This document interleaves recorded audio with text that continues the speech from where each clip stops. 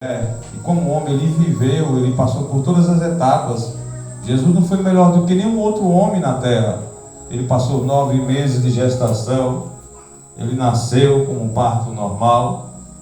Como todas as crianças, ele também passou por etapas, foi crescendo, obedecendo o pai e a mãe. Quando chegou na sua maioridade, você percebe que a Bíblia vai dizer que o livro de Isaías vai falar a respeito de uma profecia de que quando ele comesse manteiga e mel, desprezasse o mal e fizesse o bem. Você percebe que iniciaria o seu ministério.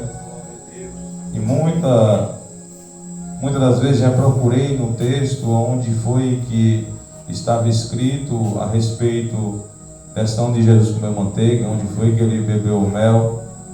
Mas se você parar para analisar que quando ele veio como homem e foi ter com João Batista, seu primo, no Rio Jordão, e desceu as águas, e ali fora batizado, o Espírito repousou sobre ele, e o expeliu, os conduziu para o deserto, para que jejuasse 40 dias e 40 noites, simbolizando a história do povo de Israel, que quando saiu do Egito, permeou sobre 40 anos no Egito. Mas se você parar para analisar, o povo de Israel andou 40 anos no Egito. Agora imagina aí, Deus ele provia o fogo durante a noite como coluna, Deus provia a nuvem em cima como sombra, Deus provia o maná do céu. Deus, quando o povo estava enjoado do maná, Deus provia codorniz. Só que Jesus, quando foi expelido pelo deserto, ele não teve o privilégio do povo.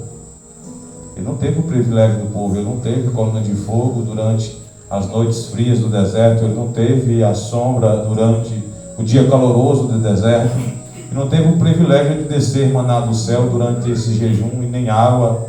E o povo no deserto, você percebe que uma pedra, uma rocha o seguia e dava água. E Jesus não, Jesus ele jejuou 40 dias e 40 noites. A Bíblia diz que ele teve fome. Depois de jejuar 40 dias, 40 noites, ele teve fome.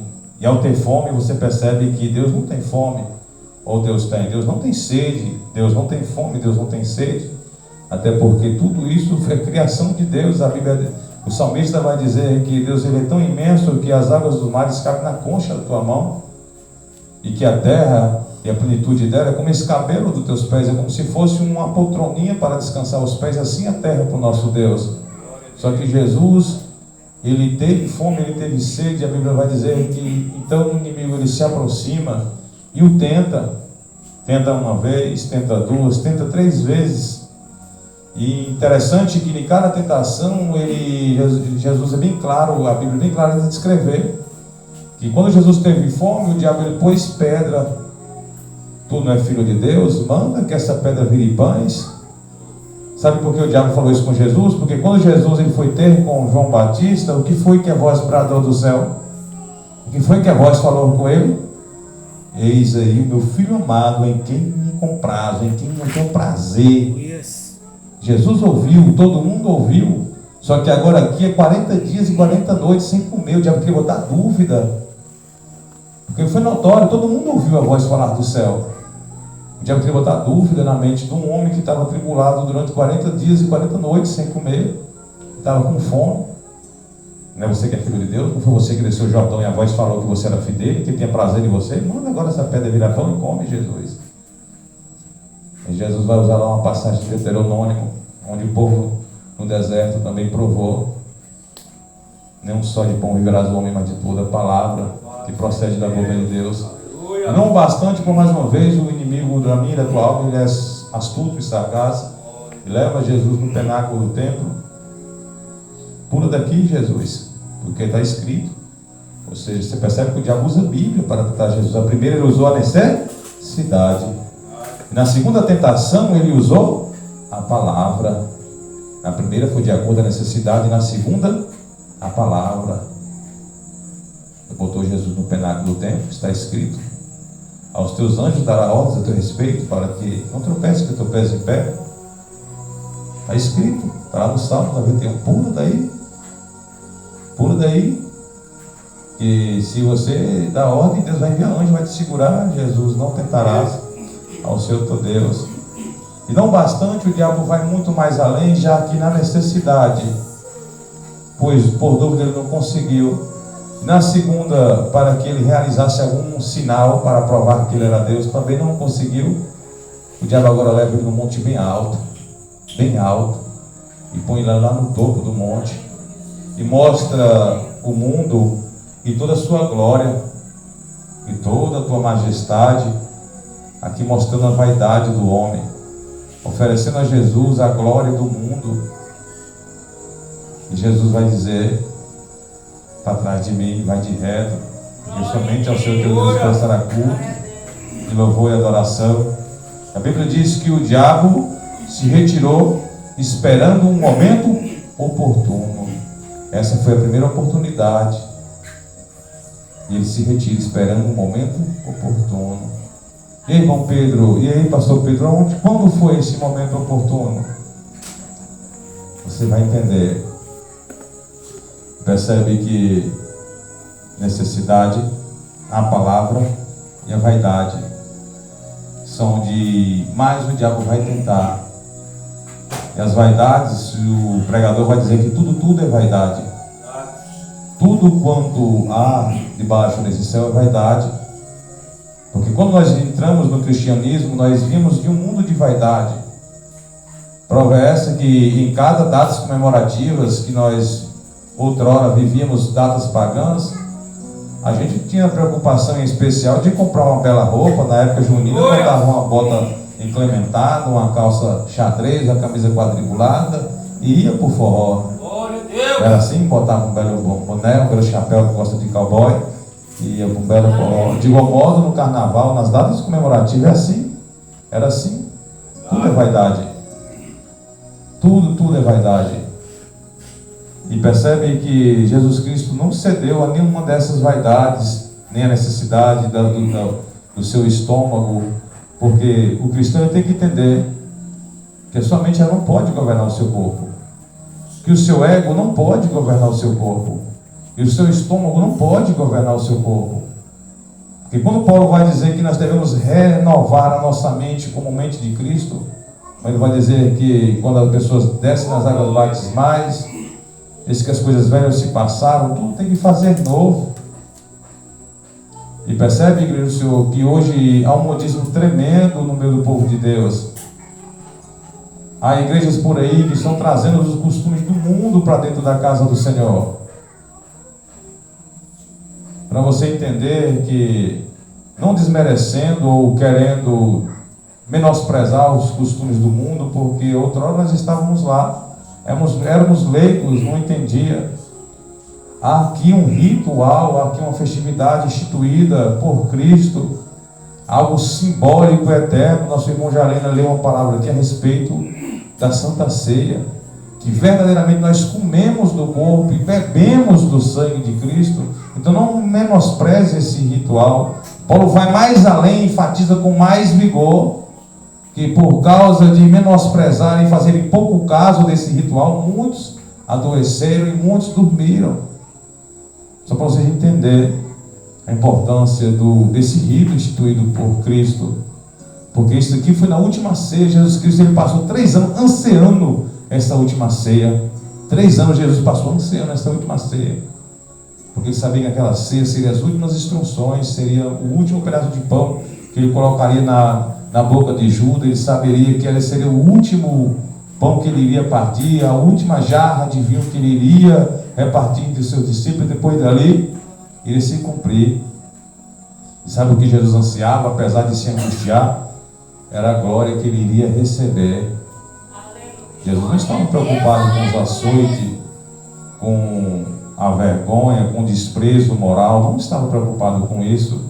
A preocupação maior de Jesus era com o cumprimento da palavra do Pai, em fazer tudo conforme a vontade do Pai.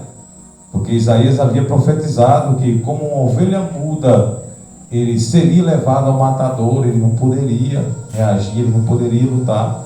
Prova é essa que quando no monte de Getsemane ali, ele por 3 vezes ele recua, não com medo da morte, porque quando Pedro o exortou, para quem gosta de ler a Bíblia e já meditou na palavra, Por 3 vezes, quando Jesus começa a falar abertamente que iria morrer, que iria passar por dores e sofrimento, o nosso irmão Pedro toma a palavra e começa a repreender Jesus. Pensa bem, ó Pedro repreendendo Jesus: longe de ti, mestre, uma coisa dessa, o Senhor é nosso mestre, não vai acontecer nada com o Senhor é poderoso em obra, o Senhor não vai morrer. Jesus vira para trás, olha para o olho de Pedro e diz: para trás de mim, Satanás, porque para isso eu vim. Tu cogita das coisas da terra, mas para isso eu vim. Então aqui você percebe que Jesus não tinha medo de morrer. Ele não tinha medo de morrer. Só que quando ele vai e leva Pedro, Tiago e João para orar no monte, na sua última oração, ele pede para que orem com ele 1 hora. 1 hora. Pedro, vem. Tiago, vem. João, vem comigo. Que ora 1 hora comigo. Fique aqui que eu vou seguir um tiro de pedra, cerca de 30 a 50 metros. Eles ficaram aqui, como daqui 50 metros vai Jesus e ora ao Senhor: Pai, se preciso for, faça de mim esse cálice, mas todavia seja feita a tua vontade. E volta, encontra-os dormindo. Pela segunda vez, Jesus torna a repetir: Pai, se preciso for, faça de mim esse cálice, mas todavia seja feita a tua vontade. Por 3 vezes se repete ao Filho de Deus, ao homem Jesus, por 3 vezes se angustiando, não pela morte, porque ele não queria provar. Ele não queria provar, ele não merecia aquilo, ele não queria provar da separação de Deus. E hoje nossas vaidades, nossos costumes estão separando de nós o Espírito Santo. Porque a única coisa que tira o Espírito Santo de mim e de você é só as nossas iniquidades, as nossas vaidades, os nossos deleites, as nossas luxúrias, os nossos pecados. Porque assim nós costumamos ir de embalo. Para quem é jovem, aí o modismo aí, as suas companhias, os seus amigos anteriores, começa que nada, mulher, que nada. Meu irmão, você vai perder sua juventude, vai dar, você está nova, não larga de bestagem, está na porta da igreja, todo dia de culto, está na igreja. É assim que eles dizem. É assim que eles fazem. Aleluia, assim. Deus. Comigo foi assim, então com vocês também não é diferente. O mundo ele oferece atrativo, e o mundo oferece é bom. Não adianta dizer para você que o pecado é ruim, que eu vou estar mentindo para você, porque o pecado não é ruim. Para quem gosta de namorar, ficar com 2, 3 numa noite, não é ruim. E dar bitoquinha não é ruim. Se eu dizer para você que é ruim, eu vou estar mentindo para você. Tem uma prova de que o pecado não é ruim. Quando Deus pôs o homem e a mulher no jardim, Deus falou: dali, Adão, ali a árvore do conhecimento do bem e do mal. Não toquei nem comeis. Mas quando Eva foi seduzida, você percebe que ela percebeu que era bela aos olhos. O fruto era bonito aos olhos, poderia se tocar e boa para se comer. E boa para se comer. Há pessoas que usam uma parte da Bíblia e dizem que a carne é fraca. Se você buscar no contexto, que como eu vou dizer para você, que a carne é fraca, o pecado não é vitamina. Se a carne é fraca, o pecado não é vitamina para te fortalecer. Vou te mostrar na Bíblia, eu acabei de citar aqui que por 3 vezes Jesus foi orar um tiro de pedra, e quando ele voltou encontrou Pedro dormindo pela 3ª vez. Falou: Pedro, agora dorme. Agora pode dormir, pode descansar, porque a carne é fraca. Aleluia, Mas o Espírito está pronto. A carne é fraca, mas o Espírito está pronto. Aleluia, Deus. A carne é fraca para o cansaço físico, para a dor, para a luta. Não é com o pecado. O Espírito está pronto para te dar força e vigor. Ele está pronto para te fortalecer, te dar graça para vencer o pecado. E não ceder ao pecado para mostrar que ele é fraco. Não. O Espírito está pronto para te dar força e te dar poder. Prova essa que quando no livro de Atos, a promessa de Jesus no livro de Lucas 24, 49, quando Jesus recolhe todos os discípulos e na sua palavra: permaneceis em Jerusalém até que do alto sejais revestidos de poder. Você vai lá em Atos 2, Jesus lança a palavra de Lucas 24, 49, em Atos 2. A Bíblia vai dizer que estavam todos reunidos num culto como esse, eram mais de 500 pessoas, mas só 120 ficaram. E estavam todos orando, perseverando na oração. Quando veio do céu um vento veemente, impetuoso, invadiu toda a casa. Invadiu toda a casa. E foram vistas entre eles línguas repartidas como de fogo, e eles falavam em outras línguas. E a Bíblia vai dizer que, indo aquele alvoroço, aquele barulho, estava tendo uma festa ali próximo na cidade. Você percebe que estava tendo uma festa próximo daquele cenáculo. Mas o barulho foi tão grande que Deus fez naquele lugar, não foi do vento, porque o vento não fez barulho para quem estava fora. A Bíblia vai dizer que é como se fosse um vento, não era o vento. Impetuoso, não era impetuoso, e veemente, só quem estava em espírito percebia, só quem estava em espírito recebia. Mas você percebe que é necessário estar em espírito para receber, é necessário estar em espírito para provar dos mistérios de Deus. O barulho saiu, chegou no meio da festa. É como se nós estivéssemos no culto como esse, Deus começasse a tomar as pessoas aqui, e tivesse uma festa ali junina, uma festa com uma banda bem alto, e o barulho saindo daqui ia sobressair o barulho de lá, porque não ia ser barulho natural de um som, ia ser barulho espiritual, que iriam chamar a atenção das pessoas. Foi assim, porque Pentecoste era uma das festas instituídas, para saber, era a terceira maior festa instituída por Deus para que Israel viesse cumprir. Era Pentecostes, a festa de Pentecostes, é onde eles apresentavam os seus frutos, as primícias dos frutos de verão. A primícia dos seus frutos. Aqui era Deus apresentando os frutos dos primeiros. Era Jesus apresentando para o Pai. Aqui, Pai, ó, eles estão apresentando lá os frutos, as primícias dos frutos, e aqui estou apresentando as primícias do meu fruto, dos ramos implantados em mim.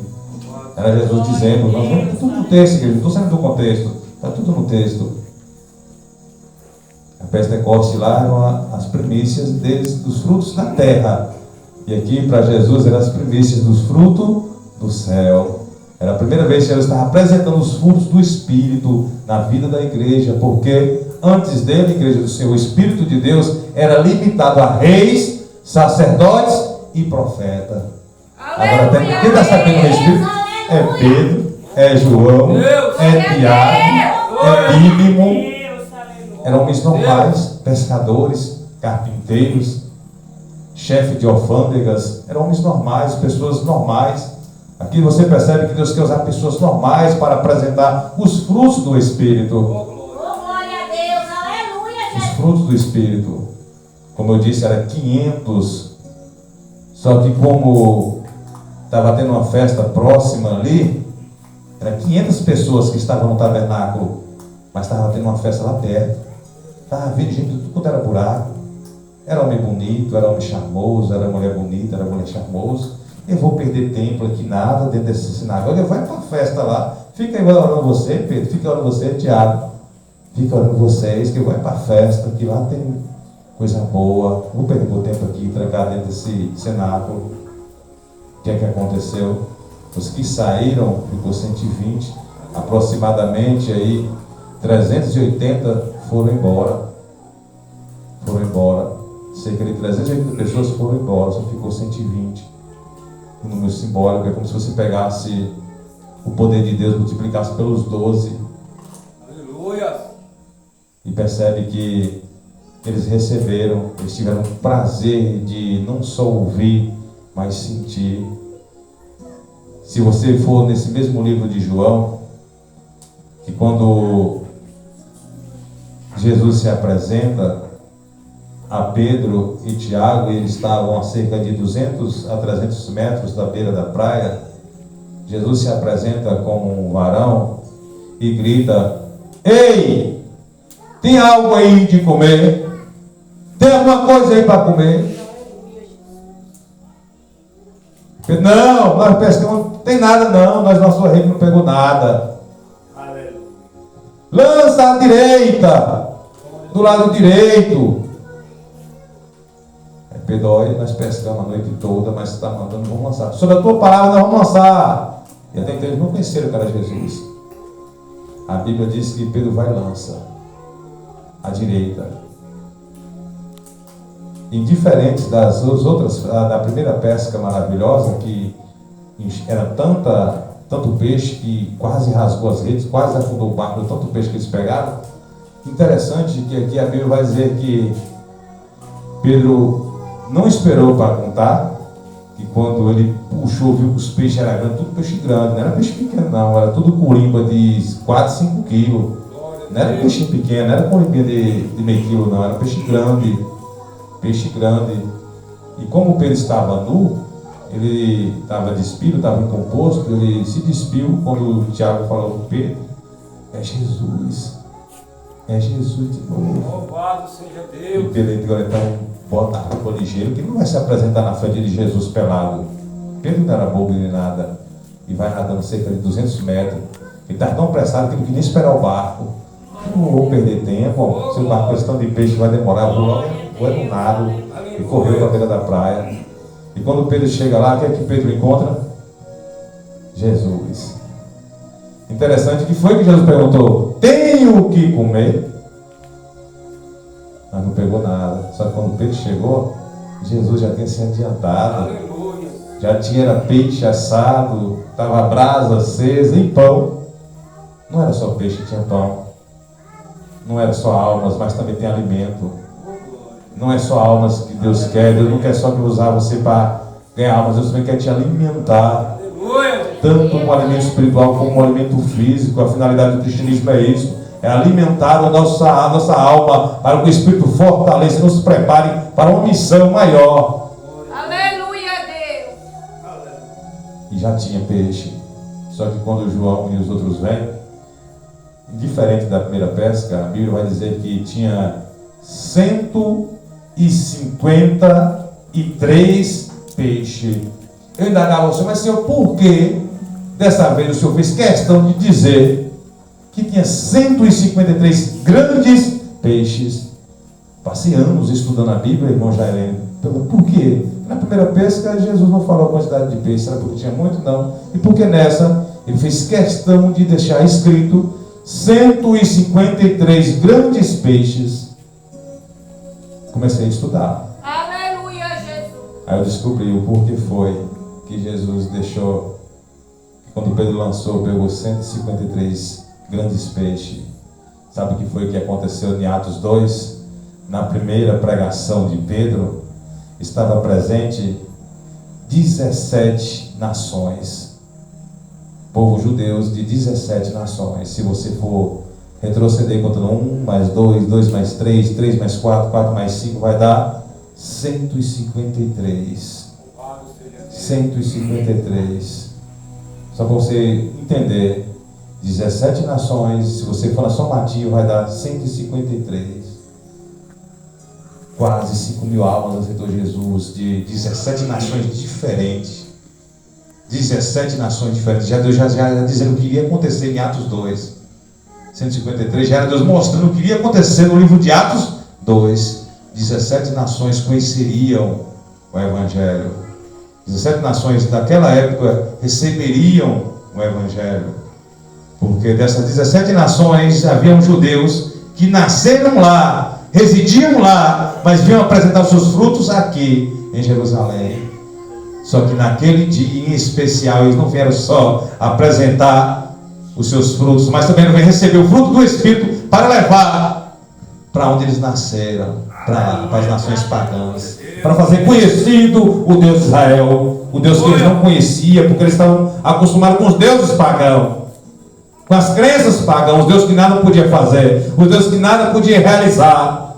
Eles agora iriam conhecer o Deus de Israel, o Deus que acompanhou a nação desde a fundação do mundo. E agora se revela para o mundo inteiro saber que o seu filho já havia descido sobre a terra, havia permeado e tirado uma maldição que o homem fez com que o próprio Deus lançasse sobre a terra inteira. Aleluia. O homem fez com que o Deus único implantasse pelo homem a maldição. Que foi que Deus falou para Adão: Adão, maldito é o mundo por causa de você, Adão. Porque não tinha necessidade de a morte entrar se você me obedecesse, se você fizesse o meu dito, Adão. Só que agora em Cristo era Deus falando: Satanás, o meu filho quebrou a minha maldição. Você pode até ter mentido, você usou o homem para que eu amaldiçoasse o mundo inteiro, mas o meu filho arranca toda a maldição do mundo e leva sobre si, para que todo aquele que nele pereça, mas tenha vida eterna. E esse era o propósito de Deus. Esse era o dito de Deus. Era que o mundo recebesse a salvação. Que nenhum outro Deus vai ter, que nenhum outro costume vai ter, que nenhuma outra crença vai ter. Porque Jesus Cristo ele não é religião. Jesus Cristo não é religião. Jesus Cristo não é uma denominação específica. Jesus Cristo é uma vida a ser vivida, é renunciar. Jesus ele disse: todo aquele que quer vir após mim, tome sobre si a sua maldição, a sua cruz e segue. Larga os seus costumes. Larga a sua vontade, porque vale a pena servir Jesus. A alegria, o gozo que Jesus provém para o homem, o mundo não pode proporcionar. Porque o gozo da carne é momentâneo, ele passa. O gozo da alma é momentâneo, ele passa. Mas o gozo do Espírito te leva para a eternidade. E a recompensa é de te livrar de uma ira futura que há de vir sobre toda a terra para aqueles que desprezam o sacrifício de Cristo Jesus. Então vale a pena renunciar. Vale a pena rejeitar a sua vontade, os seus desejos. Vale a pena rejeitar os conselhos dos falsos amigos, das falsas amizades. Porque se verdadeiramente são meu amigo, verdadeiramente são a minha amizade, eles vão querer conhecer o meu Deus. Eles vão querer estar aonde eu estou. Se eles querem o meu bem e eu quero o bem deles, não é ele implantar em mim, mas eu implantar neles o que eu conheci, o que eu recebi e que veio do céu, não veio da terra. Aleluia, Deus. Esse é o que eu tenho que levar para aqueles que se dizem meu amigo. Se eles são meu amigo, verdadeiramente eles vão ter que vir aqui e conhecer esse meu Deus. E o meu papel está na posição de ramo. Temos que dar frutos. Não cedermos ao mundo para que o mundo implante em nós os costumes dele. Percebe aí a importância de você desprezar e rejeitar os conselhos do mundo, porque quando Jesus Cristo ele falou na sua palavra: eu vou ao Pai e rogarei, e se eu não for, ele não vos enviará o Consolador. Sabe o que é rogar? É pedir incessantemente. Eu vou pedir com muita força, vou pedir com muita vontade, e ele vai enviar. Aleluia. Sabe por que Jesus falou que ele iria pedir com muita vontade e insistir para que Deus desse o Espírito a toda a humanidade? Era isso que Jesus quer dizer: vou rogar ao Pai. Rogar é pedir insistentemente, com insistência. E sabe por que ele tinha certeza e convicção de que Deus iria enviar o Espírito Santo para qualquer pessoa que quisesse receber no nome dele? Aleluia. Porque ele foi fiel. Ele foi fiel. Glória. E a Bíblia diz que não havia um justo sequer, mas ele se fez justo. E por se fazer justo, ele se fez maldito. Porque sabe qual era a lei de Israel? Era todo aquele. Olha a lei de Israel. Olha como é que Deus é zeloso com a lei. A lei de Israel é a seguinte: no persa, nos medos persas, nos gregos, nos romanos, nos fenícios, sabe qual era a lei de quem era morto no madeiro? Era ser pendurado, podre, só era tirado de lá depois que não houvesse mais nenhuma carne nos ossos, só o esqueleto começasse a cair, eles tiravam. Essa era a lei dos medos persas, gregos, romanos, fenícios. Eles não tiravam o corpo do madeiro.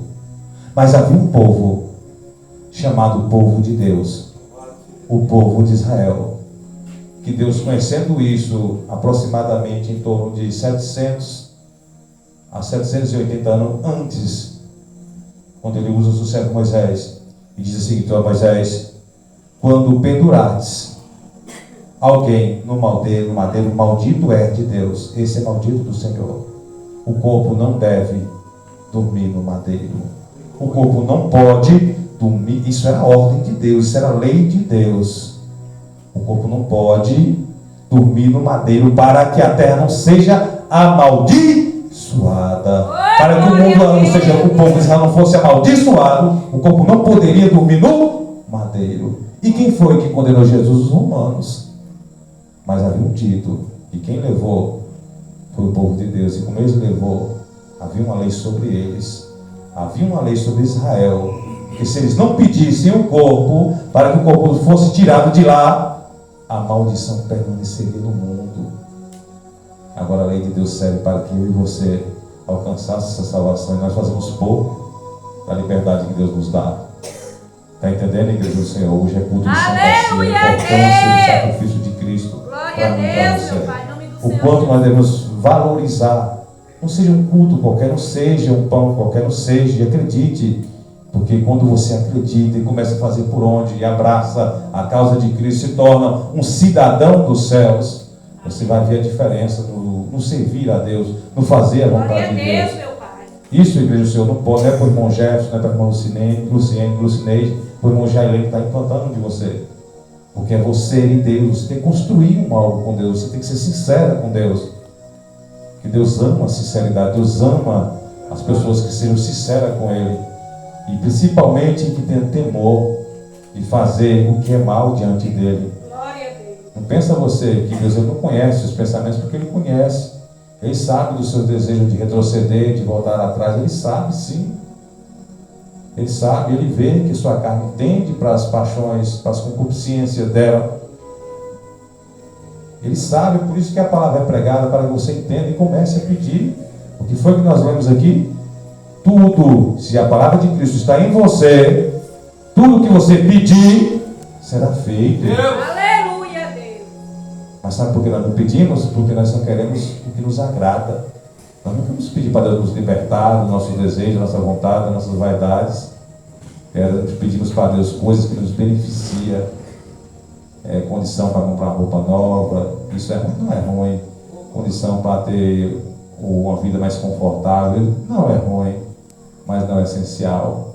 Porque uma roupa nova não vai te levar para o céu. Uma vida confortável não vai te levar para o céu. Um carro novo não vai te levar para o céu. Um celeiro cheio não vai te levar para o céu. O que vai te levar para o céu é a obediência à palavra, é o temor do Senhor e a fé. É a fé. E o principal, a fé de que Cristo venceu. E não por obra, como algumas pessoas pensam que é porque você ora, jejuma, porque você é pastor, porque isso não vai levar ninguém para o céu. É a fé no sacrifício. Glória a Deus, Amém, meu igreja Pai, do Senhor? no seu É a fé Jesus. nesse sacrifício aí, nesse rito.